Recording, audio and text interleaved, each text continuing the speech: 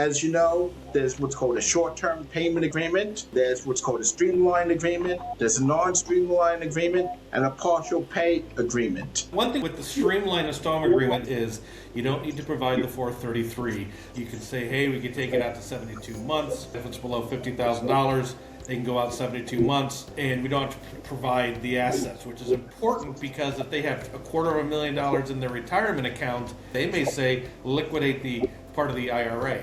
It helps protect assets. Streamlined installment agreement. But sometimes clients, there's no way that they can get below that, so we got to do a full, regular, financially verified installment agreement with the whole 433 and run the whole gamut. But if they can get below that threshold, it's imperative and behooves them to do that because it can really help protect those assets. So the $50,000 case is pretty simple, the streamlined. You don't have to disclose anything. Let's say you have $250,000. Talk about the non-streamlined agreement. So the non-streamlined agreement is we're covering it over the collection expiration dates, but we're also looking at income versus expenses and what the bottom line of their ability to pay is. And that there begins and says, maybe we do a partial pay agreement to where we say, okay, if you can't afford to pay the whole thing, this is what we can afford to pay over the life of whatever the IRS says it should be. With the partial pay, they're going to be much less flexible on your expenses.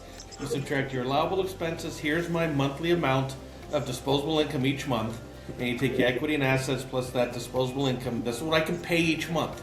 And that's what the IRS will require you to pay, and you pay it until CSED runs out. And you're not going to full pay it. That's why it's a partial pay.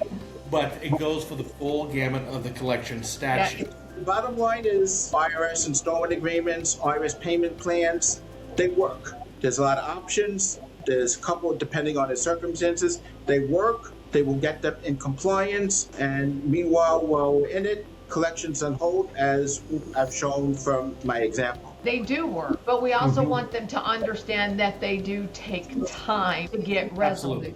Absolutely. It's not just happening overnight. Some people think that we have this magic ball and we can just pick up the phone and instantly get something resolved, and it doesn't work that way.